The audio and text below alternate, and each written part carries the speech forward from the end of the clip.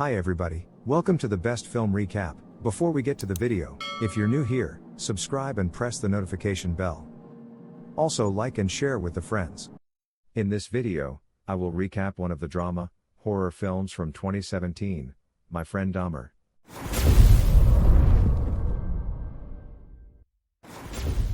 My Friend Dahmer is a 2017 American biographical psychological drama film, written and directed by Mark Myers about American serial killer Jeffrey Dahmer. The film opens on the school transport. As it drives along, it passes some street kill in the city. One of the understudies, Jeffrey Dahmer, notices and gazes at it eagerly. In another column, John Backdorf is attempting to draw the transport driver yet isn't happy with how it ended up. On the walkway, a man runs, grabbing Dahmer's eye. He gets up and remains at the rear of the transport and watches the jogger through the window. The transport driver sees him and advises him to put down. Dahmer does as such, hesitantly. Getting back, Dahmer sees his mom Joyce, who is conversing with an inside decorator that is obviously going to retry their home. The man has cerebral paralysis and Dahmer starts to impersonate him. Joyce advises him to stop it. Dahmer is strolling not too far off with a pack in his grasp, when two children on bicycles come dependent upon him and ask what he has. Dahmer lets them know it is the body of a dead feline and shows them. They ask how he will manage it, and Dahmer answers he will disintegrate it corrosively. They don't trust him, so he says he will show them. In a shed on his family's property, we see that Dahmer has a lot of dead creatures in containers. He puts the feline in the container and makes sense of to the young men that his dad is a scientific expert. However, the corrosive he has is really powerless, so it will require about a month to completely break it. One of the young men asks him for what reason he does this. "I like bones. They interest me," Dahmer says. The other kid calls horse crap on Dahmer's cases, saying that the containers likely have only sloppy water in them. Dahmer then, at that point, takes one of his containers outside and crushes it on the ground, showering corrosive and disintegrated creatures on the ground. The young men gag and escape, calling Dahmer an oddity. Dahmer eats with his mom, his dad Lionel and his more youthful sibling David. The supper is mad, with everybody talking over one another. Dahmer attempts to take a chicken leg, however is told to give it to his sibling, in spite of his inclination for dim meat. Dahmer inquires as to whether he could get more grounded corrosive to utilize, and his dad says he'll see what he can do. His folks get some information about tennis, and Dahmer lets him know he let them know that finished 7 days prior, yet that he is still in the walking band. David sees that the chicken meat is red, and in this manner not cooked through, and his dad affirms it. Joyce is exactly disturbed, thinking they are dismissing her cooking, and sets some hard boundaries. "New house rule, we eat our slip-ups," Joyce says, and the supper proceeds. In class the next day, John makes a scene in science class and is compelled to sit with Dahmer. Dahmer eyes a fetal pig in a container. At lunch, Dahmer addresses one of his main companions about a show of a band the two of them like. A senior makes a declaration for prom, while Dahmer's companion is gone after by a harasser. At home, Dahmer watches his folks battle. His mom claims she is returning to work, while his dad says she just escaped a psychological clinic and is in no condition to do as such. David likewise witnesses this, and Dahmer solaces him, saying their folks simply battle here and there. We see Dahmer at band practice. A short time later, Dahmer leaves, and sees his companion, just for two harassers to go after him. The companion shouts to Dahmer, expecting to avoid consideration, yet Dahmer simply leaves, not having any desire to get injured himself. Lionel gets back and asks David where everybody is. David lets his dad know that he doesn't have the foggiest idea where his mother is, and Jeffrey has been in his lab for a really long time. Lionel hauls a garbage bin to the shed and barges in while Dahmer is working.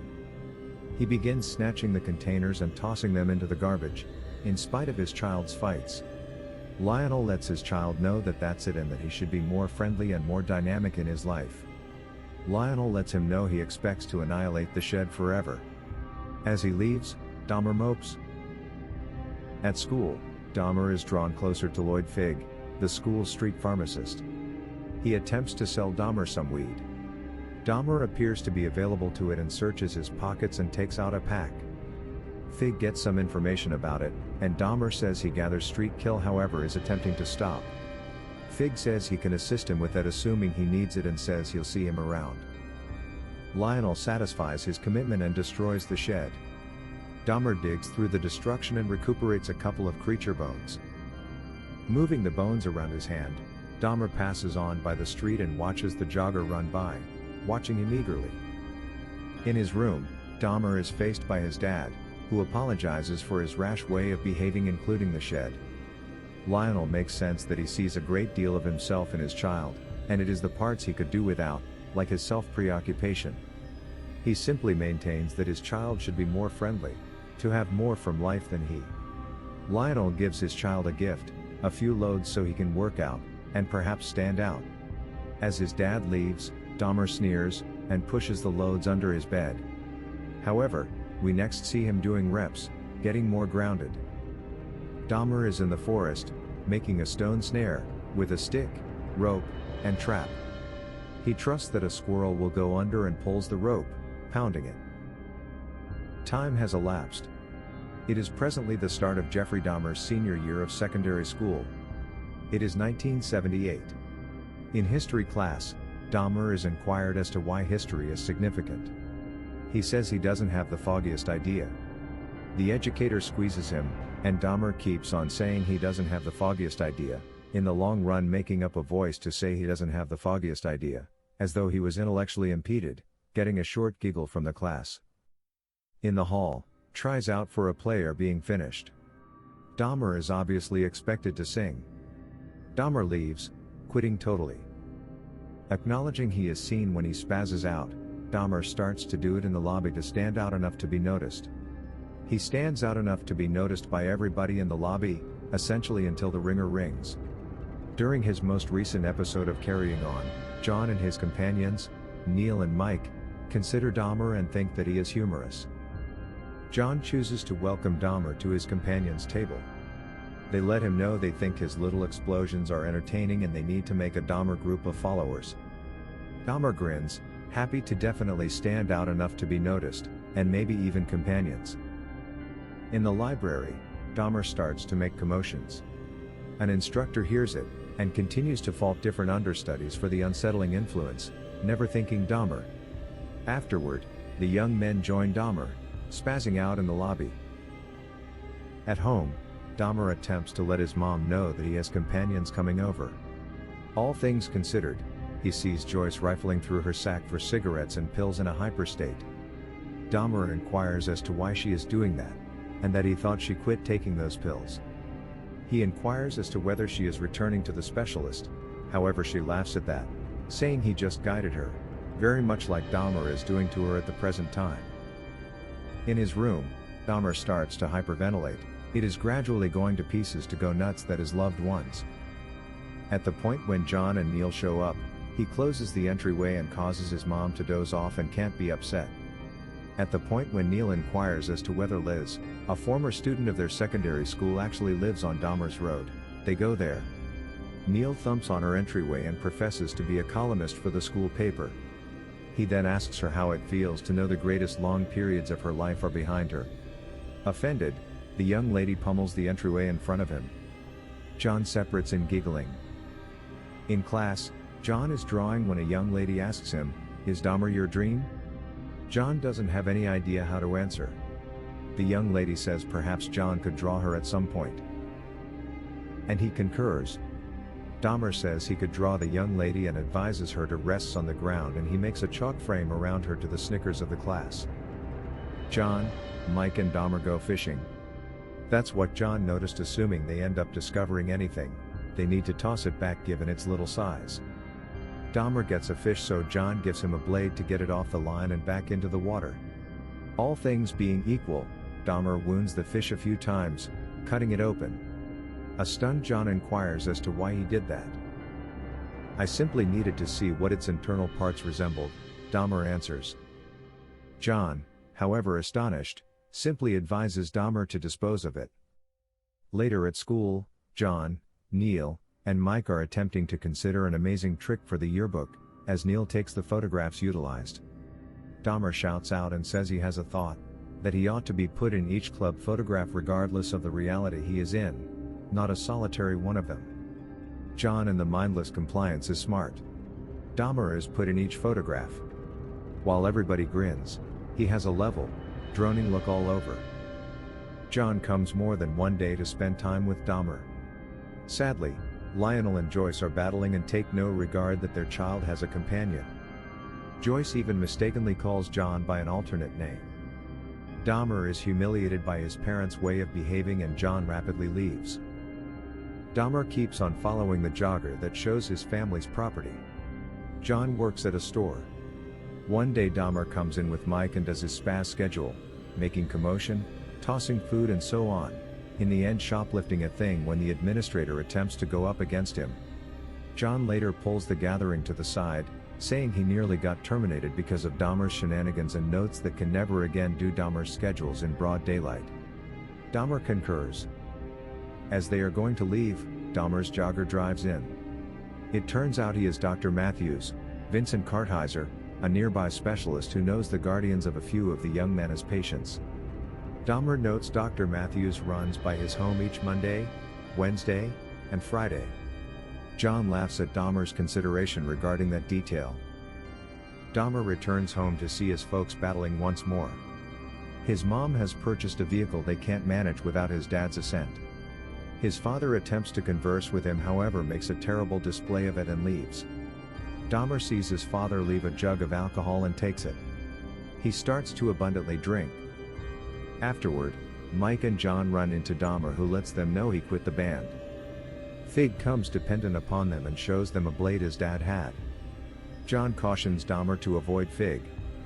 Dahmer overlooks him and goes out into the woods one day with Fig. Fig has a gun he has taken from his dad. He fires a round at a squirrel, then turns the barrel, prior to putting it to his head and pulling the trigger, the chamber unfilled. He entreats Dahmer to play a series of Russian roulette, turning the barrel once more. Dahmer will not do as such, and for good explanation. Seconds after the fact, Fig pulls the trigger of the weapon and a shot discharges. Dahmer begins showing up later than expected to class. John sees that he is continually tipsy. Dahmer finds street kill of a possum out and about. He takes it and analyzes it, looking at its insides. John shows Dahmer new drawings of him. Dahmer grins at them. On the class outing to D.C., Dahmer is brought together with the main individual of color of their group. Dahmer starts to pose inquiries about how various they might be inside, then, at that point, stops when he understands he is getting excessively peculiar. Regardless of this, Dahmer can get John, Mike, and Neil, and a couple of others into a unique chance the following day. Professing to be school correspondents from their secondary school paper, Dahmer orchestrates a gathering with the helper to the VP. Incredibly, the gathering can encounter the VP getting a couple of moments to converse with him. The VP asks the gathering what they need to study after secondary school. At the point when he gets to Dahmer, he answers, science. At the point when he returns home from the excursion, Lionel is there to get him. Lionel lets his child know that he moved out while he was gone and it was better for everybody. It'll be agreeable, he expresses, alluding to his possible separation from Joyce. Joyce addresses Dahmer, inquiring as to whether he needs to discuss what's going on. He says no. Dahmer goes to see Dr. Matthews, professing to have a virus. Dr. Matthews gives him a total physical, and says he is fine. The gathering is tense, however, given Dahmer's bizarre fixation on him. Afterward, Dahmer jerks off to the memory of being moved by Dr. Matthews. Dahmer is seen hitting a tree with a huge stick, falling to pieces from the different issues in his day-to-day existence. Dahmer spends time with the gathering, however they are generally overlooking him. At the point when the conversation goes to dearest companions, Dahmer makes some noise, taking note of, I wish I had a dearest companion. John is stunned, failing to remember Dahmer was even there. The following day at school, Neil starts to scrutinize their fellowship with Dahmer, contemplating whether they are mistreating him and simply involving him for their own entertainment. John excuses those worries, saying they are just having a good time, and Dahmer wouldn't tolerate it, in the event that he wasn't having to live it up. Dahmer keeps on gorging on drinks. The yearbook photographs come in and Neil and John chuckle at Dahmer being in each one. Nonetheless, an educator sees him, and in a real sense utilizes a Sharpie marker to smudge him out of the photographs. Dahmer stands by listening to his mom contend with her separation attorney on how he is taking care of her case. Assuming he gets the house, I get Dave, Joyce shouts. Dahmer maneuvers a canine into the forest and takes out a blade, expecting to kill it.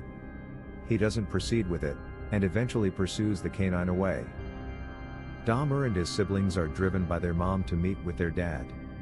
Nonetheless, the two get to watch their folks contend and their mom attack their dad. Dahmer watches with snaked, cold annoyance. Dahmer paces his room, murmuring to himself, sad at his life going to pieces. He then gets on his bed, embracing a dead body. In any case, this is just to him. Dahmer turns out to be considerably more far off with his loved ones, going further into his sick brain. John, Mike, and Neil choose to do one last spaz episode with Dahmer, as a way to go out with style. They get a lot of individuals to contribute to pay Dahmer to make it happen, and a cohort to film it. Dahmer consents to make it happen. En route to the shopping center, he rapidly downs a few brews, astounding and concerning John. At the shopping center, Dahmer is given some more cash and as he is recorded, starts to carry on. He makes clearly commotions, excoriates his body around in unusual distortions, follows clients, and tosses plates of food inside a cafe. The gathering giggles at the tricks, yet the camera follows intently on Dahmer as we find right in front of him that he gradually slows down, lost in his own considerations.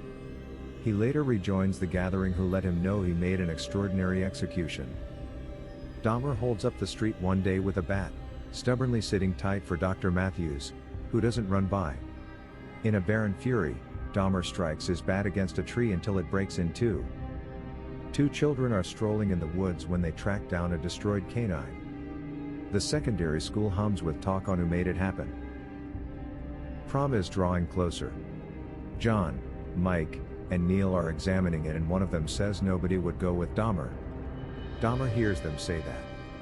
He then, at that point, continues to persuade a green bean young lady, Bridget, to go with him. She says okay, depending on the prerequisite that he doesn't act abnormal in any capacity. He vows to behave as well as possible. Dahmer goes to prom with Bridget. Neil sees him and draws him out into the open, stunning the threesome, which was Dahmer's expectation from the beginning. Dahmer attempts to be a man of his word, and gets Bridget a punch to drink. Neil comes to depend upon him and apologizes to him for how they treated him. Dahmer takes the conciliatory sentiment unemotionally. Dahmer at last requests that Bridget dance. On the dance floor, he sees John and offers congrats. At the point when John asks what for, Dahmer answers that they made it, importance graduating secondary school. John takes it clumsily.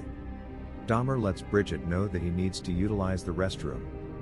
All things considered, he discards her and goes to get cheap food and eats it in his vehicle alone.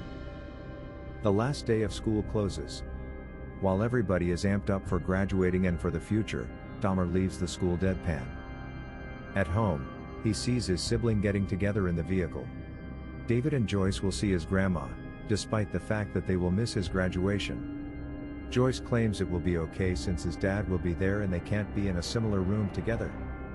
Dahmer heads inside and pushes over some furniture prior to tumbling to the ground and crying. Dahmer graduates. His dad lets him know he is pleased with him and gives him a vehicle for a graduation present. John goes to get his last check from the store. Coming back, he sees Dahmer heading back home alone. He offers him a ride, which Dahmer acknowledges. John sees his ridiculous hands. Dahmer claims it is paint. John isn't calm yet attempts to keep the discussion typical, getting some information about school. Dahmer says he will be going to Ohio State, while John will be taking workmanship classes in Pittsburgh.